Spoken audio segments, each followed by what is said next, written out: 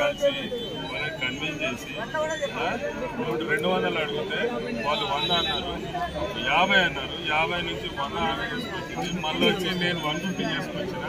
నిన్న కూడా కలవకుండా 150 జరిగింది. అది నుంచి 125 జరిగింది. 150 చేసినాము. ఇంకోటి 50 చేస్తే 70 చేసినాము. పైన 150 రూపాయలు డిఫరెన్స్. వీళ్ళ మాట వచ్చిన రైతులందరూ పిచ్చి మాట్లాడారు. అరే సార్ మేము మాట్లాడింది అదే మార్నింగ్ మాట్లాడిపోయినాం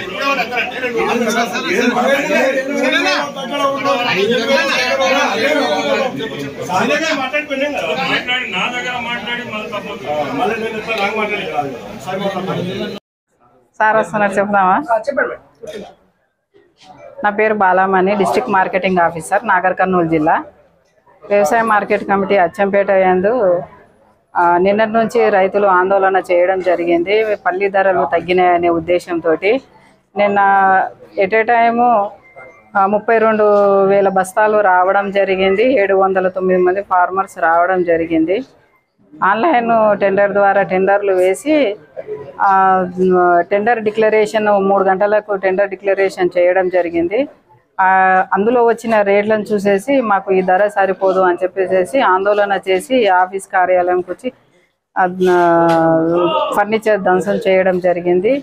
ఆ టైంలో మా సిబ్బంది పక్క రూమ్లోనే లంచ్ చేయడం వలన మాకు చైర్మన్ మేడం గారు హాల్లో ఉండడం వలన మాకు ధరలు తగ్గినాయి ఇవేంటిది అన్నట్టు ఆమె మీద దాడి చేయడం జరిగింది. ఆమెను లాక్కెళ్ళి పల్లీలు పోయడము, ఆమెను కొంచెం ఇబ్బంది పెట్టారు. దానికి అనుగుణంగా ఈరోజు మేము వచ్చేసేసి ఈరోజు వాళ్ళకు సమస్యలు కమిషన్ ఏజెంట్లను వ్యాపారస్తులను ఫార్మర్స్ను పిలిపించేసేసి డిఎస్పి సార్ ఆధ్వర్యంలోనే మేము చర్చించి ఫస్ట్ అనుకున్న దానికంటే సరిగా లేదు, మాకు ఇదైతే ఒప్పుకుంటాము అని ఫార్మర్స్ చెప్పడం ద్వారా మేము మళ్ళీ కమిషన్ ఏజెంట్లతో చర్చించేసేసి వాళ్ళు ఏదైతే 7,000 కట్అవుట్ మాకు 200 పెంచుతారో మేము దానికి అనుగుణంగా ఉంటాము అని అంటే అదేవిధంగా వాళ్ళు చెప్పిన దాని ప్రకారమే పెంచి ఈ ప్రాబ్లంను సాల్వ్ చేయడం జరిగింది. 7,000 నుంచి 7,060 రూపాయలలో ఒక 24 ఫార్మర్స్ ఉన్నారు, వాళ్ళకి అదే రేటు ఉంది. అదేవిధంగా 4,000 నుంచి 7,000 లోపు ఉన్న వాళ్ళకు మాత్రము 200 పెంచడం జరిగింది. అందరికీ ఎంతమంది మొత్తం 685 మంది ఫార్మర్స్ ఉన్నారు, వాళ్ళకు 200 పెంచడం జరిగింది. అంటే 200 అంటే 6,800 ఉన్న వాళ్ళకు 7,000 లోపు అని అంటే 200 పెంచడం, 6,900 ఉన్న వాళ్ళకు 100, 6,950 ఉన్న వాళ్ళకు 50, అట్లా 7,000 కట్అవుట్ అని చెప్పేసి ఫార్మర్స్ చెప్పిన దాని ప్రకారమే చేయడం జరిగింది. ఇందులో వ్యాపారస్తులది కానీ అధికారులది కానీ ఏది లేదు. నిన్న జరిగింది దానికన్నా మొదలు కూడా జరిగింది. ఇవన్నీ అయితే రీజనల్ ఆఫీసర్గా మేము ఆబ్జర్వేషన్లో ఇష్యూస్ పెట్టుకొని మా డిస్ట్రిక్ట్ మార్కెట్ ఆఫీసర్ తర్వాత సెక్రటరీ కూడా కన్సర్న్ అయ్యారు. రేంజ్ రిపోర్ట్స్ ఇవన్నీ మేము వెరిఫై చేసినాం. దానికి ఎగ్జామిన్ చేస్తే మనకు గవర్నమెంట్ ఇచ్చింది ఎంఎస్పీ కన్నా ఈ రేట్లు చాలా పైకి వస్తున్నాయి.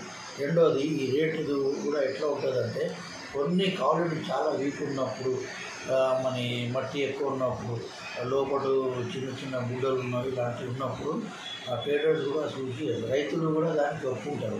కానీ ఇప్పుడు మన అచ్చంపేట వచ్చేసి ఇక్కడ చూస్తే మనకు హైయెస్ట్ రేట్ మనకు 7,200 కూడా వచ్చింది నిన్న.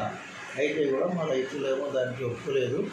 కాబట్టి మేము మరి వాళ్ళకు ఈ స్టాఫ్ సెక్రటరీ ఉన్నారు, వాళ్ళు చైర్మన్ గారు కూడా ఉండే, వాళ్ళు కన్విన్స్ చేసే ప్రయత్నం చేస్తే ఇక వాళ్ళు పోయిన ఆవేశంలో వాళ్ళ ఇబ్బందులు వాళ్ళకి చాలా సమస్యలు ఉన్నాయి. కాబట్టి వాళ్ళు సండే కూడా ఉండే, సండే కూడా చాలా ఆఫీసర్స్ ఏమో మనం హాలిడేలో ఉంటారు. అయితే కూడా అందుబాటులో వచ్చేందుకు వాళ్ళకి ధర్నాకు దిగారు. సరే ఈరోజు మరి మన డిస్ట్రిక్ట్ మార్కెటింగ్ ఆఫీసర్ మరి మా డైరెక్టర్ మేడం లక్ష్మయ్య కూడా మాకు ఇన్స్ట్రక్షన్ ఇస్తే మేము కూడా విజిట్ చేసినాం. ఆ మధ్యలో మన ఈ సరోజ గారు కూడా వేరే కమిటీలో సెక్రటరీ ఉన్నారు, ఆమెకు కూడా ఇక్కడ ఇమ్మీడియట్గా ఈ స్కూల్లో డిప్యూట్ చేయించినాం. తర్వాత ఉన్న స్టాఫ్కి కూడా కొన్ని సెక్రటరీకి కూడా సపోర్ట్ ఇచ్చేసాను. ఈరోజు మరి డిఎస్పీ గారు వీళ్ళు వచ్చారు. నేను ఆన్ ది వే ఉండే వరకు డిసైడ్ చేశారు. ఈ రేంజ్ రిపోర్ట్లో ఇప్పుడు మరి 200 రూపాయల వరకు ఈ రేంజ్ వరకు ఎక్కువ వాళ్ళకు మాట్లాడి చేశారు. కానీ ఇప్పుడు మనకు ఈ మధ్యలో వేరే మార్కెట్కి కంపేర్ చేస్తే రేట్స్ అన్నీ తగ్గుతున్నాయి. తగ్గితే కూడా మన అచ్చంపేటలో నిన్న రేటు ఈ రోజు కూడా చాలా ఎక్కువ రేటు ఉన్నాయి. క్వాలిటీ బాగుంది. ట్రేడర్స్కి కూడా ఎట్లా ఉంటుందంటే డిమాండ్ అండ్ సప్లై మీద వాళ్ళకు కూడా ముందుకు రేట్ వస్తే రైతులకు వాళ్ళు ముందుకు వస్తే ఎక్కువ రేట్ ఆఫర్ చేస్తారు. మ్యాక్సిమం ఇక కాకుండా మేము మాట్లాడినాం. ఈరోజు కూడా వాళ్ళకు మరీ మీటింగ్ పెడతాం. మేము పెట్టేసి మన ట్రేడర్స్కి కమిషన్ ఏజెంట్స్కి కూడా కొద్దిగా పాపం చేస్తాం. రైతులకు ఇబ్బంది కలగకుండా మంచి రేటు వచ్చినట్లు ఇదే ఈ సీజన్లో ప్రాబ్లం రాకుండా మేము వాళ్ళని ఆదేశాలు ఇస్తాము. ఏ ఇబ్బంది పెట్టకుండా మార్కెట్ చెప్పాలి. ఇంకా మన ప్రైమరీ మార్కెట్లో గ్రేడింగ్ జరగదు. ఆ ట్రేడింగ్ లెవెల్లో కమర్షియల్ గ్రేడింగ్ జరుగుతుందండి. అయితే ఇప్పుడు ఇక్కడ ఎక్స్పీరియన్స్ ప్రకారమే వాళ్ళు ఫిజికల్ గ్రేడింగ్ చేసి వాళ్ళ ఎక్స్పీరియన్స్ ప్రకారం తీసుకుంటారు. అవి క్వాలిటీ బాగుంటే అందరికీ మంచి రేట్ ఇస్తారు. క్వాలిటీ బాగా లేకుంటే కూడా మా రైతులు కూడా వాళ్ళకు కూడా అనుభవం ఉంటుంది. వాళ్ళ సరుకు ఎట్లా ఉంది అవి కూడా వాళ్ళు ఏం చేస్తారంటే గమనిస్తారు. ఒకవేళ ట్రేడర్స్ మరీ చాలా ఘోరంగా వాళ్ళకు ధర ఇవ్వకుంటే ధర పడిస్తే ఏం చేస్తారంటే అప్పుడు వాళ్ళు ఈ ట్యూషన్ చేస్తారు. అప్పుడు ఇమ్మీడియట్గా వై స్టాప్ వాళ్ళు ఉంటారు. లోకల్ సెటిల్మెంట్ చూసుకొని చేయించేస్తారు. అయితే జనరల్గా ఆల్ మార్కెట్స్లో ప్రైమరీ మార్కెట్లో ఫిజికల్ గ్రేడింగే జరుగుతుంది. ఇప్పుడు 1% చూసుకోండి, నాగర్ కంపెనీ చూసుకోండి. టెక్నికల్ గ్రేడింగ్కి వెళ్తే చాలా దాంట్లో ఫ్యాక్టర్స్ ఉంటాయి. అవి దాన్ని మనం టెక్నికల్గా చేయాలంటే ఆ ల్యాబ్లో టెక్నికల్ అసిస్టెంట్ చేస్తే అవి రైతులకు కొద్దిగా ఫేవరబుల్ ఉండదు. కాబట్టి మేము ఫిజికల్ గ్రేడింగ్కే ప్రిఫర్ ఇచ్చేసి వాళ్ళకు మంచి ప్రైజ్ వచ్చినట్లు మేము చూపెడుతున్నాం. కానీ రైతులు ఏమంటున్నారంటే ఈ ఫిజికల్ నుంచి మోసం చేసే ఎవరైనా మనకు రాతపూర్వకంగా ఏమైనా ప్రపోజల్స్ సబ్మిట్ చేసి మేము గవర్నమెంట్కి ఫార్వర్డ్ చేసి ఒక టెక్నికల్ గ్రేడింగ్ ల్యాబ్ కూడా ఏర్పాటు చేపిస్తాం. రైతుల తరఫు నుంచి మనకు కొద్దిగా ప్రపోజల్స్ రావాలి. ఇప్పుడు అయితే మా దగ్గర ఏ రైతు కూడా ఈ గ్రేడింగ్ క్వాలిటీ గురించి కాంప్లైంట్ తీసుకురాలేదు. ఏమైనా వచ్చిందమ్మా మన దగ్గర ఎవరు ఇవ్వలేదు. అది అలాంటి ఏమైనా ప్రపోజల్ అంటే అది కూడా మేము డైరెక్టర్ గారికి ప్రపోజల్స్ పెట్టి ప్రయత్నం చేస్తాం. ఫిజికల్ గ్రేడింగ్ టెక్నికల్ గ్రేడింగ్కి వచ్చే వరకు దాంట్లో చాలా స్పెసిఫికేషన్ ఉంటుంది. దానికి కొన్ని రిస్ట్రిక్షన్స్ ఉంటాయి.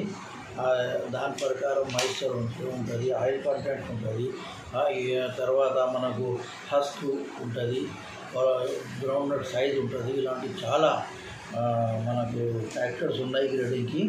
అవి అన్నీ ఒకటి మనం చేస్తే 100 మంది రైతులకు సెంటర్ డైలీ కలెక్ట్ చేయాలంటే ఆ గ్రేడ్ రిపోర్ట్ వెళ్ళే వరకు చాలా టైం పడుతుంది. దానివల్ల కూడా రైతులు అప్పుడు చాలా ఇబ్బంది పడారు. కాబట్టి ఇప్పుడు ఫిజికల్ గ్రేడింగ్ రైతులకు చాలా బెనిఫిటబుల్ ఉంటుంది అనుకుని దాంట్లో ఇప్పుడు మట్టి బిడ్డలు తీసుకొస్తారు. నల్ల మట్టి వెళ్తుంది, ఆయిల్ కంటెంట్ చిన్న చిన్న బుడ్డలు ఉంటాయి. ఇవి అన్నీ కూడా ఇది ఫిజికల్ గ్రేడింగ్లో వాళ్ళు చూడరు. జనరల్గా ఒక సౌండ్ వచ్చేస్తే మనకు డ్రై అయింది, తర్వాత ఇట్లా కొరికి చూసేసి వాళ్ళు మంచి పాడు ఉంది అంటే గ్రౌండ్ నట్ పాడు అవి చూసేసి దాని మీద వాళ్ళు ధరలు ఇచ్చేస్తున్నారు.